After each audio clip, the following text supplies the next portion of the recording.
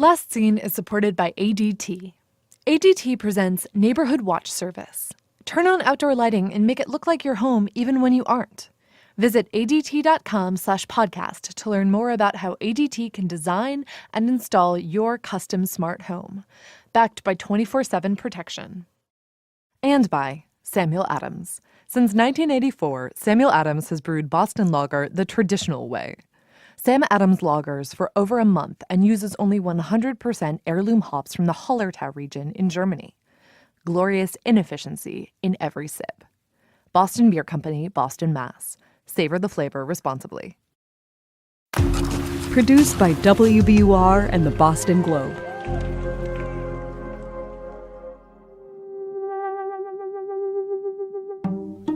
Do you think that the Gardner heist was hatched out of TRC Auto Body?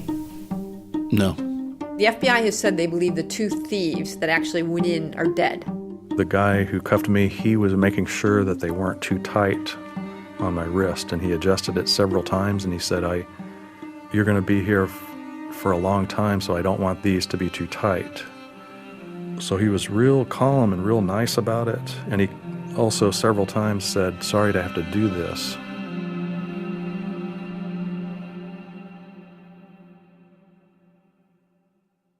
A woman of considerable means and vision, and with a passion for old masters, begins collecting them.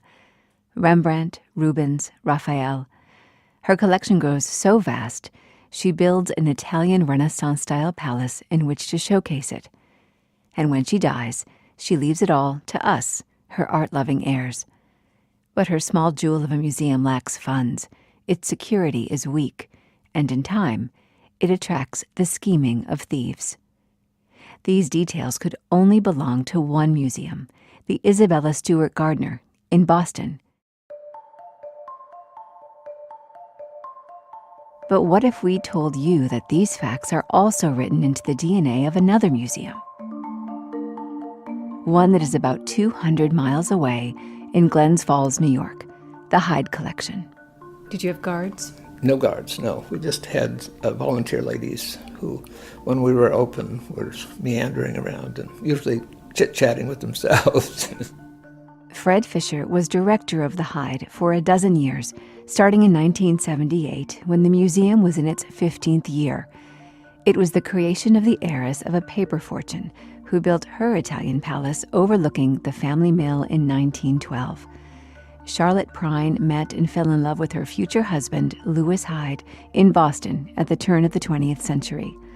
The pair loved art, and Fenway Court, as Isabella Stewart Gardner was still calling her museum, had left an impression.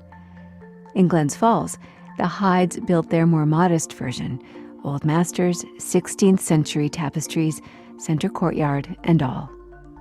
When Fred Fisher was director, the paper mill in the Hyde's shadow still belched sulfur. There were other things that stunk too. The endowment-starved Hyde meant that Fisher's job as director entailed wearing many hats, or rubber gloves, depending. I was out sometimes working in the yard, washing windows, just a variety of things just to keep this little place clean, or cleaner than it had been. It was a labor of love. It truly was. Imagine, then, what Fisher must have thought when he heard that a scion of one of America's richest families, a Vanderbilt, was in town. I must have begun hearing stories about this guy driving a Bentley in town, probably in the summer of '80. Once in a while, a guide would come in, or one of my volunteers, and say, we just saw that Vanderbilt guy. Everybody's talking about this Vanderbilt guy. We saw him the other day at lunch, and he's such handsome, and I hear he's got a lot of money. Being a director of a very poor museum, when you hear money and you hear Vanderbilt, you think, oh, wow, maybe there's hope here. Maybe. Or maybe Paul Sterling Vanderbilt, as he'd written in the museum's visitor log, wasn't who he said he was. His fingerprints would be among the first to be sent to FBI headquarters in the wake of the Gardner Museum robbery. Could Vanderbilt's real identity hold the key to solving that heist?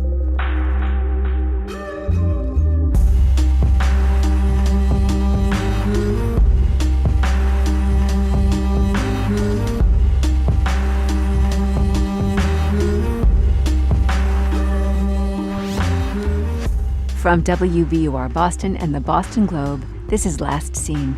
I'm Kelly Horan. And I'm Jack Rodoligo. This is Episode 8, Flimflammer.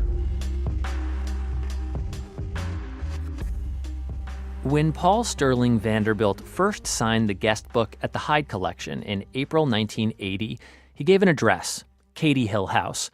That's the spectacular Saratoga Springs mansion of a Vanderbilt widow, just 23 minutes down the I-87 highway from Glens Falls. If Saratoga Springs is the belle of the ball, Glens Falls is arguably her plainer sister, who doesn't get asked to dance. Katy Hill House was the Saratoga home of Mary Lou Whitney, who was the social butterfly of Saratoga. So I thought, wow. But Vanderbilt wasn't staying at Katy Hill in Saratoga Springs. He was staying at the Queensbury Hotel in downtown Glens Falls, where he paid his bills in cash, tipped big, and aroused suspicion.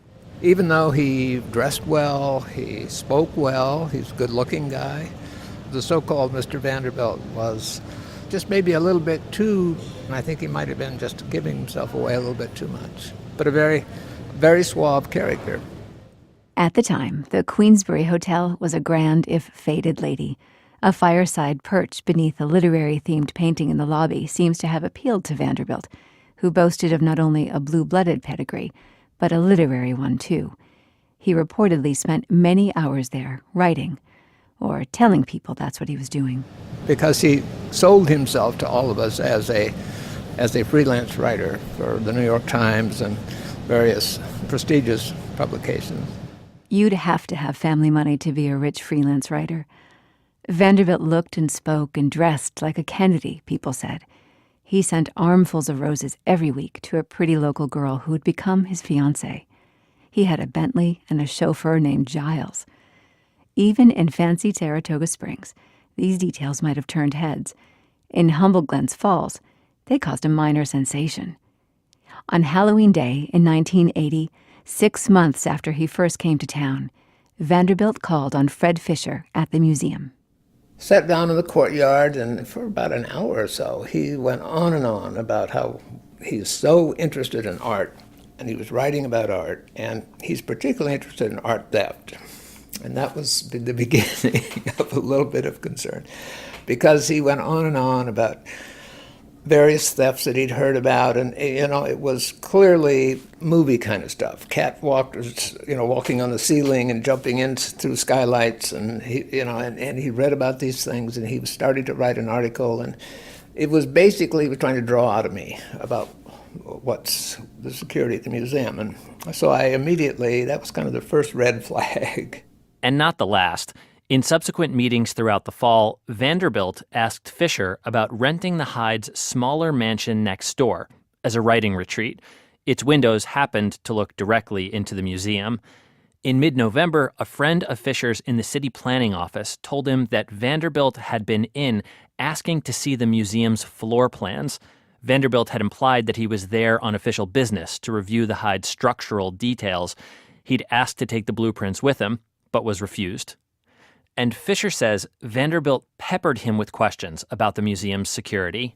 Are your windows secure? And do you have guards? And is there a security company that oversees your security? And just more than enough to make me think, oh my gosh, what is this guy all about? Fisher was torn between flickering hope that Vanderbilt really was good for a much-needed windfall for the museum and a growing feeling that something wasn't right. He came once and said he was going to New York to see some of his family members, and he wanted to have a book of photographs of the paintings to show them because he was sure that if they saw these wonderful pictures, they would want to give us money. Well, I could only see that as a shopping list for somebody. Fisher demurred. He told Vanderbilt that he and his young assistant intended to catalog the collection, but progress was slow. They had one beat-up typewriter and were on a 6-month wait list for a new one, an IBM Selectric. And so he said, well, let me see what I can do. And one day he showed up with 3 of them in the back trunk of the Bentley. They didn't quite look brand new. They weren't new. Fisher told the museum's board he was growing concerned about this Vanderbilt fellow. And then, that very weekend, a news story about, of all things, the IBM Selectric deepened Fisher's suspicions. The chair of the board called me and said, "Fred, you've got to watch 60 Minutes. They're talking about stolen IBM Selectrics." And so, long story short, the following day I had someone come up here from Albany, IBM rep, and they had labels on the To the Hyde collection on each one, and when he pulled the labels off, there they were from a rental company in New York City. They weren't a gift. So that really got me pretty scared. Fisher began calling around, trying to confirm Vanderbilt's credentials. One of the calls he made was to an actual Vanderbilt. And she was very helpful. And she said, first of all, if it were a Vanderbilt, they wouldn't be driving a Bentley and being that officious. That's just not the way we do things. And she really laughed and said, "I'm sorry, but you ought to be calling the police. You ought to be doing something about this." So that's when I really knew that I had a problem. Fisher did call the police, and when Paul Sterling Vanderbilt next returned to meet him at the museum, plainclothes detectives from the state's Bureau of Criminal Investigation were there, eavesdropping. It was November 26th, 1980, the day before Thanksgiving. As we were facing each other in my office, and he said, "I've got a $30,000 check for you in my briefcase, but I decided I'm not going to give you this check because you're just about the worst director any museum could ever have. And, you should be ashamed of yourself. If the board only knew what kind of an idiot you were," it's on and on and on. And then he said, "And then I understand you're not using the typewriters." And I said, "Oh, well, let's talk about the typewriters." I was a little nervous about how I was going to manage that, but after he put me down so much, I was ready to call his bluff. Yeah. Right. And then he was very kind of fishy after that, and he kept going on about, "Well, I'll take them back if that's the way you feel." And well, what did you say to him about the typewriters? I just said, "Look at fella, we had it evaluated, and they're rentals. They're not, where did you get these?" And he was very red-faced. He realized that he was kind of caught short.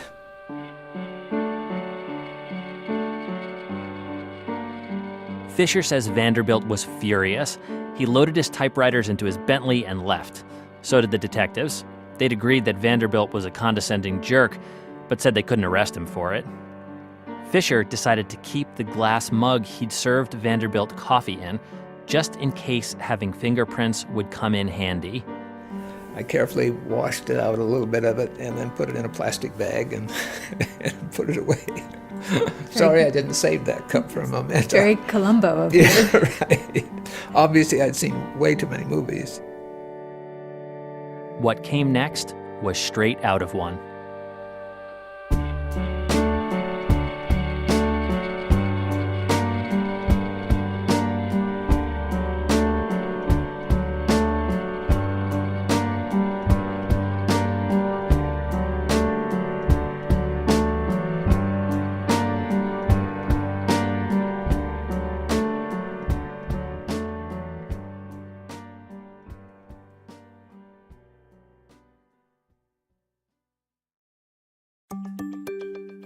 Last Seen is supported by ADT. ADT presents Neighborhood Watch Service. Create lighting schedules to make it look like your home and view live video while you're away. Visit adt.com/podcast to learn more about how ADT can design and install your custom smart home. Backed by 24/7 protection.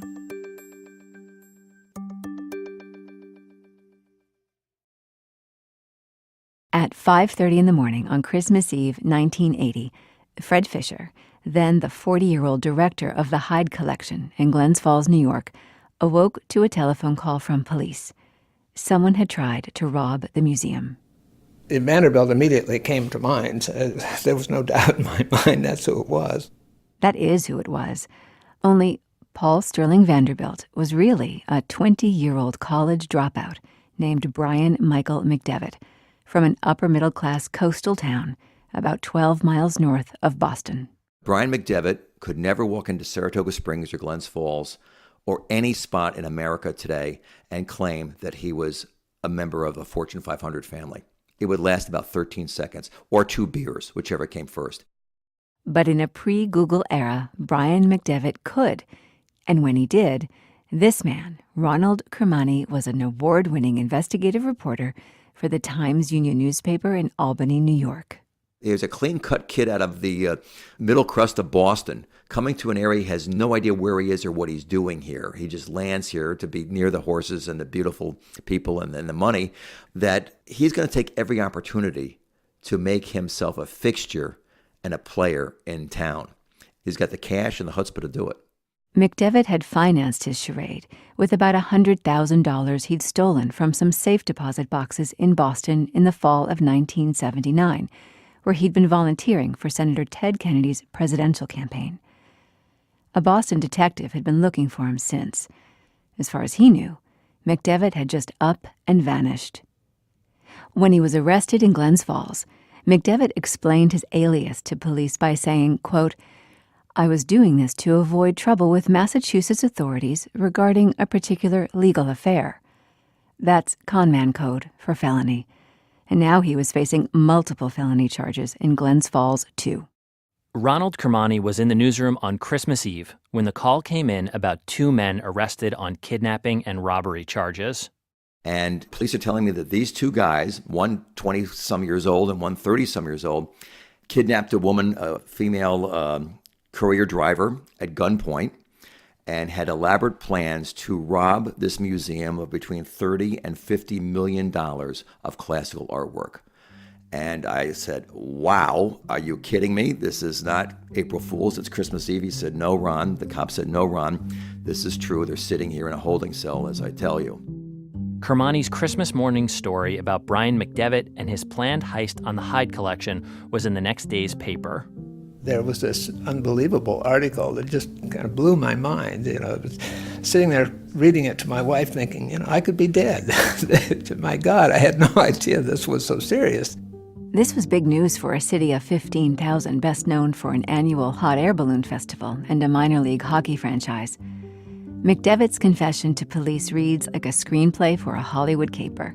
His tone is almost boasting. He told police, quote, "I drew up equipment lists, such as vehicles that would be needed. I reviewed the problem areas, such as whether there was a panic alarm someone could push." McDevitt had bought ether, handcuffs, and tape for subduing museum employees. He'd bought toolkits at Sears. He told police, quote, "They were for various problems we would run into while removing the paintings from the walls of the Hyde collection." McDevitt's accomplice told police they were prepared to cut some paintings from their frames. They'd planned to empty the place. Their goal was to fence this stuff in southern Florida. It may have been worth $50 million. They were boasting that their take might be $15 million. They were going to retire in style and just jump the gun and get out of the country fast. Of course, what happened was, believe it or not, this is like the Keystone Cops. They got stuck in traffic in beautiful downtown Glens Falls. The clock kept ticking on them, and the Hyde Museum closed, and the alarm was set, and they're sitting in a truck with an unconscious FedEx driver, a couple of empty cardboard boxes, duct tape, pellet pistol, and an invitation to the county jail. About that FedEx driver.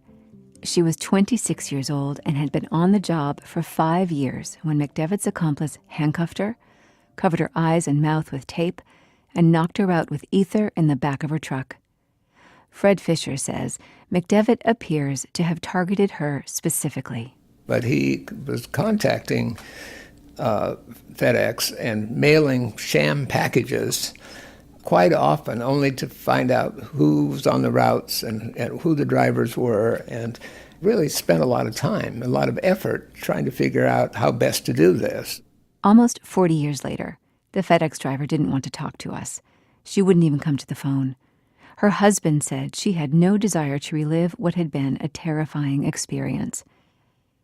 In her statement to police, the FedEx driver says this about McDevitt, quote, "He said he wouldn't harm anyone and that he isn't that kind of a person. He said, couldn't I tell that by the way he was treating me? He said that if I helped him, he would make it worth my while. He said he would give me $25,000 for it. I said I didn't want the money. He said that he could put it in a Swiss account so it would be there whenever I wanted it. He said that he was going to rob from the rich to give to the poor." She reported that McDevitt had also told her that he risked ruining his family name, by which, of course, he meant Vanderbilt. When she gave a statement to the police, she said that she recognized this voice, that she was blindfolded, but she had heard McDevitt's voice in the Federal Express truck, and she could recognize this voice, and she was pretty sure it was him. The FedEx driver noticed something else. She told police, quote, "The dark mustache didn't go with the blonde hair. McDevitt and his accomplice had worn fake black mustaches." And early reports out of Glens Falls put the two would-be thieves in FedEx uniforms. So did they or didn't they dress up as Federal Express drivers? They did not. McDevitt tried to buy uniforms. Wherever he did this, he was treated rather strangely, and I think he backed away thinking maybe somebody would get the idea of what they were doing. But they did attempt to do it. McDevitt's accomplice was a divorced father who was working as an assistant manager at the Queensbury Hotel. He told police that he'd gone along with McDevitt's scheme out of fear. Quote, "He mentioned love for my son, and it would be a shame if anything happened to him." To read the accomplice's police statement is to realize that he had bought McDevitt's cinematic worldview wholesale. He recounted that, pre-heist, McDevitt had given them and the operation code names. They'd boned up on art theft by reading the book Thinking Like a Thief, and post-heist, their plans included taking a Concorde supersonic jet to London, or maybe Zurich, and hiding their millions with the help of a financial planner in Los Angeles. The headline is, "The Art Heist That Failed, but Not for Lack of Imagination." Ronald Cremani could not get enough of this story. He drove to McDevitt's hometown, found a payphone, and started cold calling anyone who might have known McDevitt. He went to the library and found McDevitt's high school yearbook. The insights he gleaned filled a 3-part profile published in the Times-Union newspaper. The first installment came out on January 4th, 1981. Even in high school, Brian Michael McDevitt was the consummate hustler. At his best, classmates recall, he was articulate and aggressive. At his worst, he was brash to the point of being obnoxious. And today, he's in the Saratoga County Jail in lieu of $50,000 bail, accused of plotting an elaborate robbery designed to net him millions in art treasures. Brian McDevitt served 2 years for kidnapping and attempted robbery. He was living in Boston in 1990 when the Isabella Stewart Gardner Museum was robbed, a decade after his Glens Falls misadventure.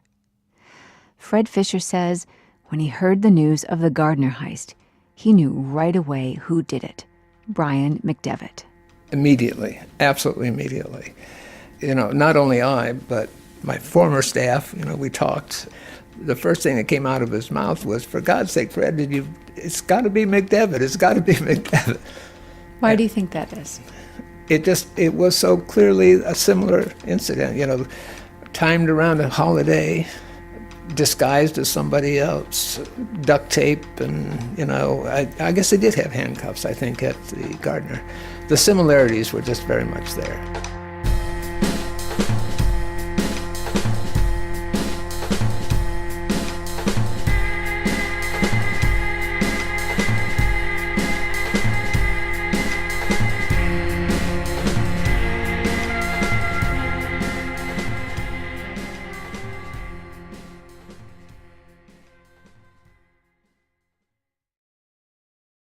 Last Seen is supported by Samuel Adams.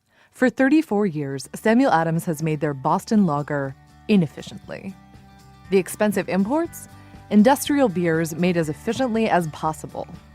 Many use cheap, bittering hops. A few use faster fermentation, whatever it takes to drive down costs. Sam Adams brews with 100% heirloom middle fruit hops and lagers their beer for over a month. Glorious inefficiency in every sip. Boston Beer Company, Boston, Mass. Savor the flavor responsibly.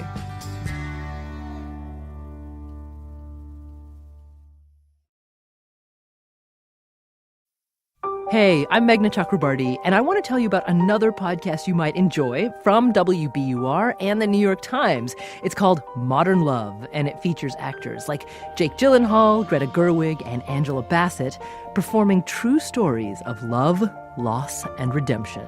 I started my pediatrics residency on the cardiology unit, which was appropriate. My heart had a giant hole in it. Finally, I asked the question I really wanted answered. When will I die? Modern Love. Subscribe wherever you get your podcasts. In the summer of 1989, Vermeer's The Concert still hung in the Isabella Stewart Gardner Museum.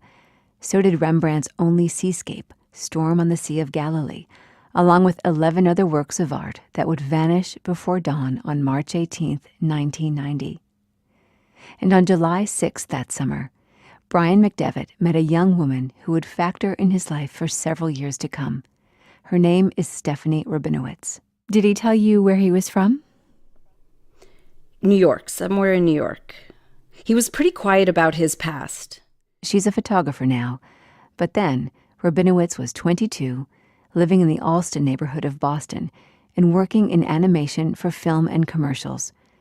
McDevitt was just a few weeks shy of his 29th birthday when they were introduced to each other at a comedy club.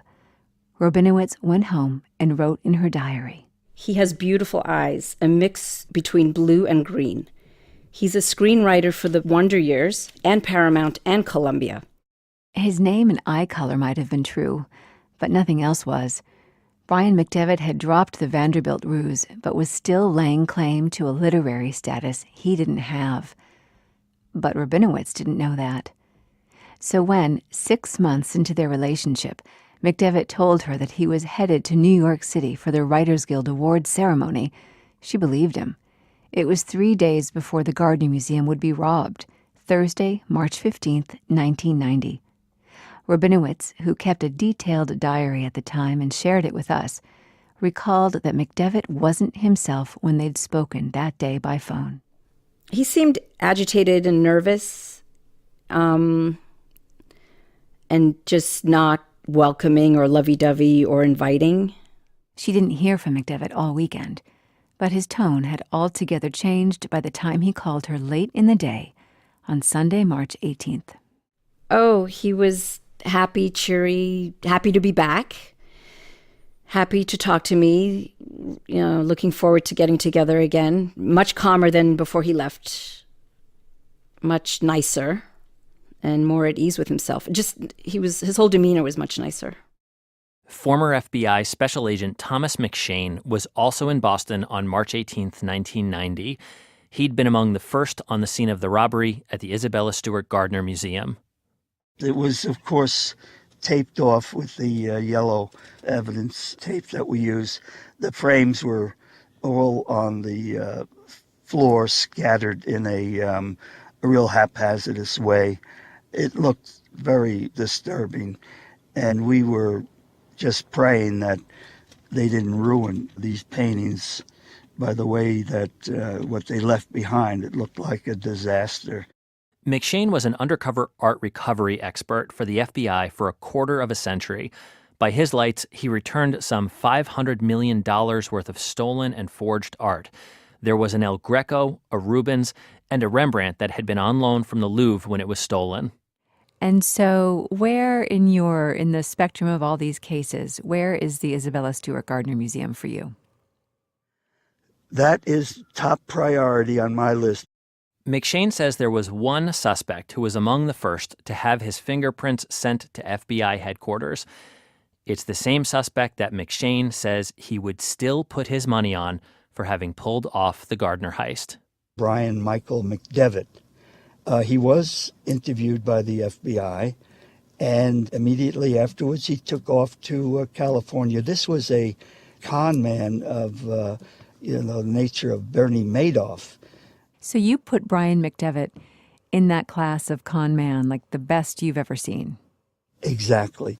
In the spring of 1990, Brian McDevitt left Boston and moved to a hilltop bungalow above Mulholland Drive in Los Angeles. He joined the West Coast branch of the Writers Guild, formed a production company, and touted serious credentials as a writer for television and film. First, he's this sort of aristocrat who's a famous writer. Then he's none of those things. And then not only is he none of those things, he's a crook. And not only is he a crook, he's a monster. Ben Pollack directs television commercials and music videos now. In mid-July of 1991, when he met Brian McDevitt at the Writers Guild, he was 19, just getting started in the business, and naive. He was introduced to me as this great writer who had this deal with Paramount and was doing all these wonderful things. And he said, "Who are you? I like your attitude. Give me something, send me something that you wrote. I'd love to read it." So I'm like, oh, this is exactly why I came there. Pollock was completely taken in by McDevitt. Sophisticated and entertaining and charming and giving, articulate, intelligent, fun person, kind of like an older brother. And you had big stories that you just believed, that kind of guy. But within 6 months of meeting Brian McDevitt, Pollock would tell police, he'd grown so leery, he hired a private detective to dig into McDevitt's story. He learned that McDevitt's business partner was himself wanted by the FBI. That man would be extradited to Chicago on 12 counts, including grand larceny. Pollock learned that nothing McDevitt had told him was true. Not the big things, like his writing credits, and not even the small things, like his claim that he owned his home in the Hollywood Hills. Pollock made more calls, starting with the producers of a major Hollywood film that McDevitt had claimed to have been working on. I asked him, I said, I understand that Brian McDevitt was a writer on this movie. And they're like, "Brian who?" And then, then I started to tell them what was going on, and they got fascinated by that story, and they checked out other things. So they were able to check out other parts of his resume. And then they gave me the telephone numbers to call to other people, and then I did that, and then checked this one and that one. I called the New Yorker, and I called the Guardian in London, and where he said he had published these stories. And sure enough, nobody knew who he was. It was that simple. All you had to do was call. All you had to do was check it out. But it was so brazen, nobody did. I realized that I'm now with a total flim-flam artist, and I have to get out of it. Pollock confronted McDevitt.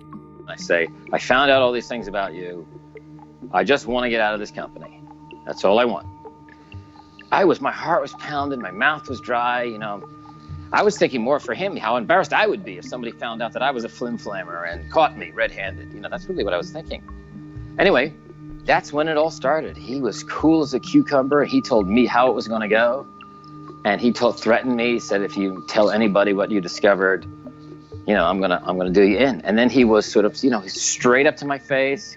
I mean, he was doing the stuff that you just think, "Oh no, that's stuff you'd read or see in a movie, from some wacko that really never happens." But no, he's that guy who did all the things you didn't think anybody would do.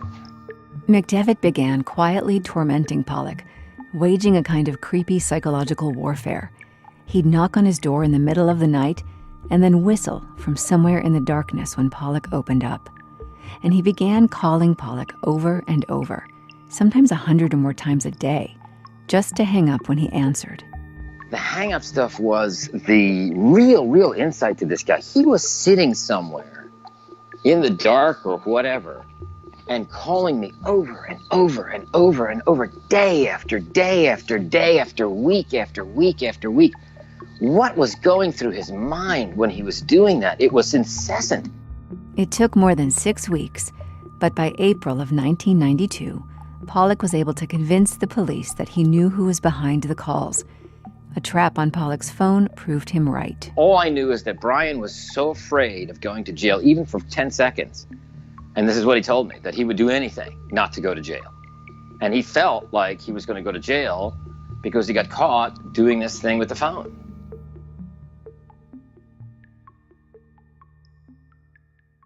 June of 1992 brought a perfect storm of trouble for Brian McDevitt. He faced criminal charges for harassing Ben Pollock. He was on the verge of being ousted from the Writers Guild, exposed as a felon and a fraud. And then, an article in the New York Times outed him as a prime suspect in the Gardner heist. There followed a similar article in the Los Angeles Times, and then another in the Boston Globe. And on the heels of that, 60 Minutes came calling. Morley Safer, the show's late correspondent, asked McDevitt on national television if he robbed the Gardner Museum. No, McDevitt said, but he admitted he didn't have an alibi. There followed a summons to a grand jury back in Boston. The walls were closing in. It was around that time that McDevitt asked Stephanie Rabinowitz, who had by then also moved to L.A., to be his alibi with the FBI if they ever asked her about him and the Gardner heist. I shut it down because the minute he said, "I really need you to lie to the FBI for me," right there, I was like, I cannot lie to the FBI. And then asking me to be his alibi, I didn't put two and two together because I wasn't thinking then like, oh, he was at the Writers Guild.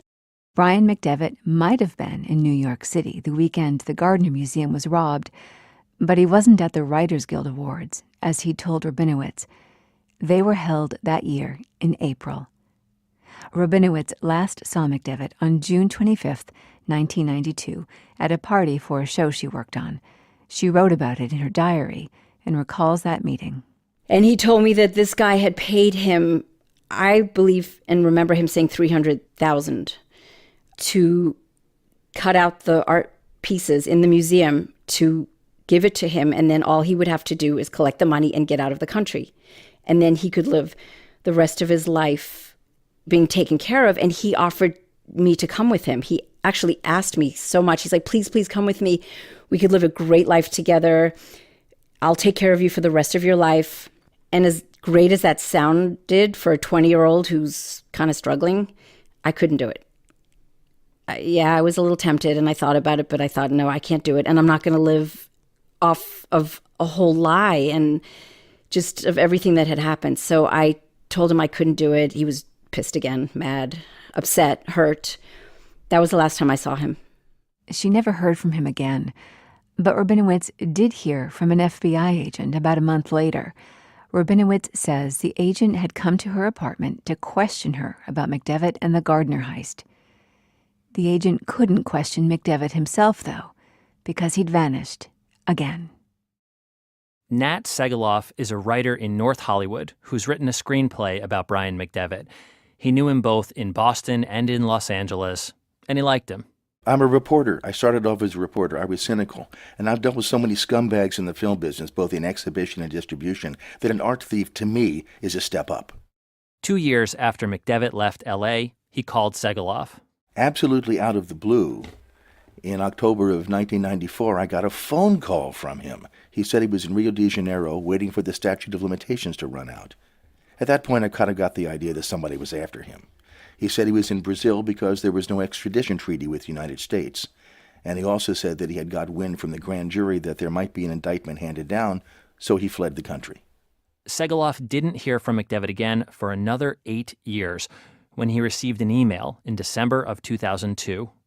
We just started writing back and forth. We have a voluminous correspondence.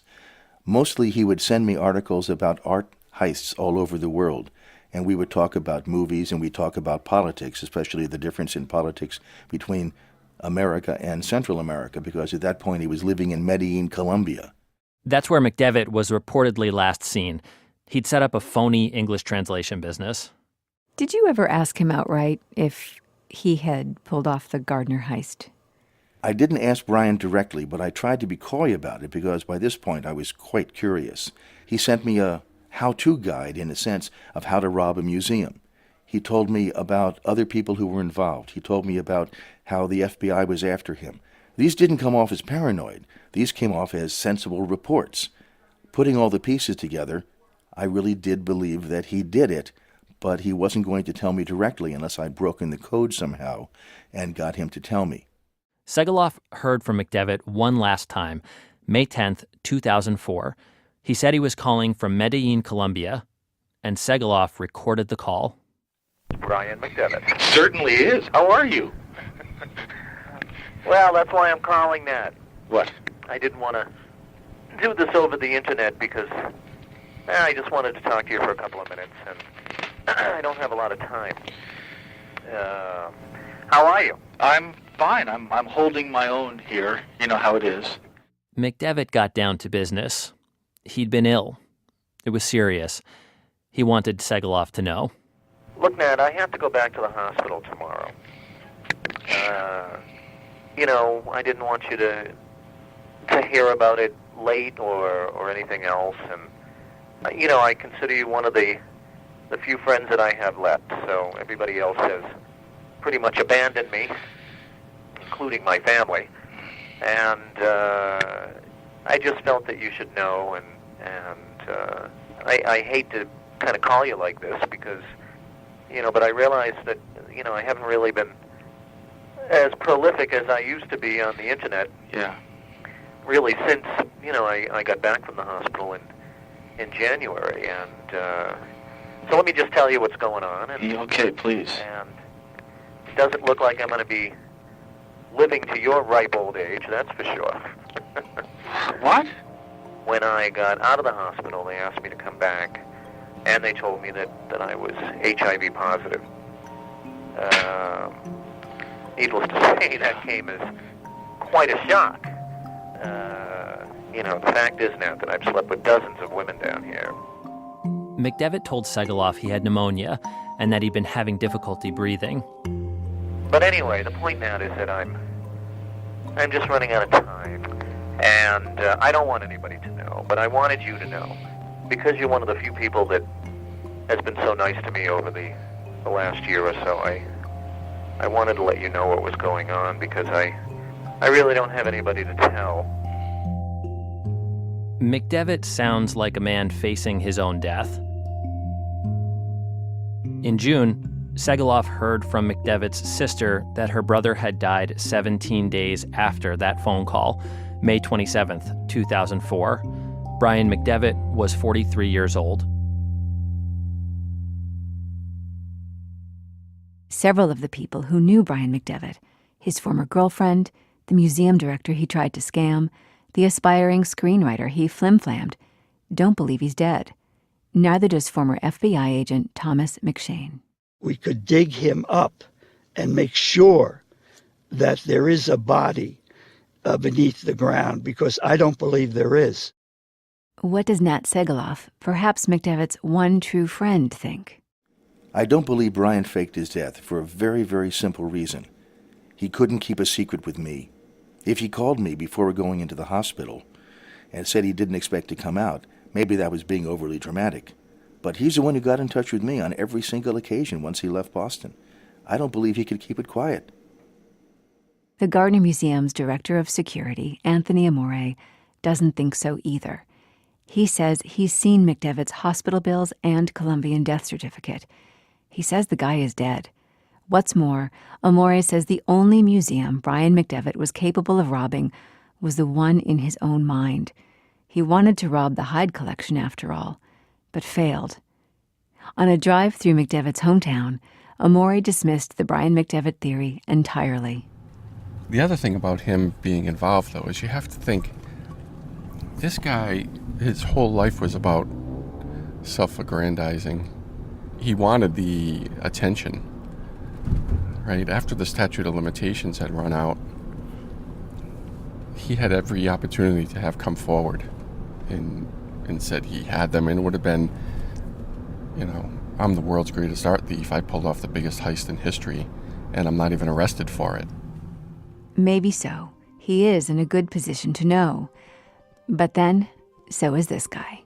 He was the one that cuffed me. I feel, 90 to 95% certain that it was him.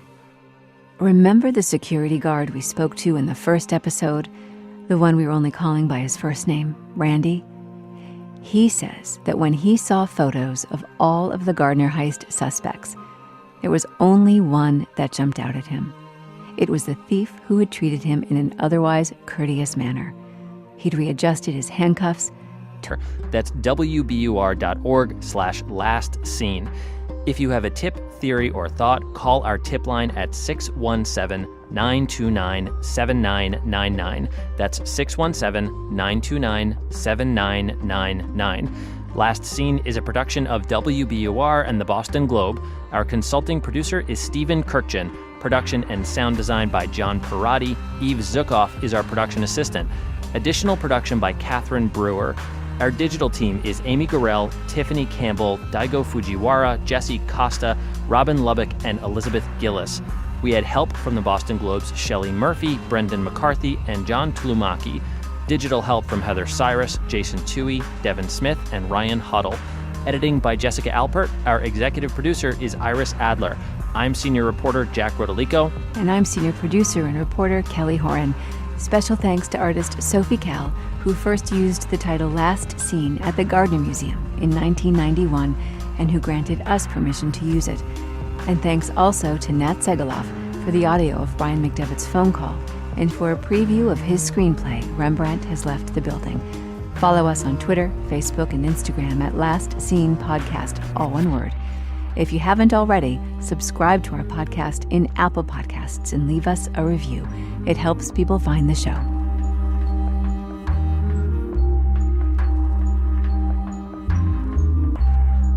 It's a shame that he was such garbage because he was such a creative guy. You know, if he just wanted to live honestly, he would have been very successful. But, yeah.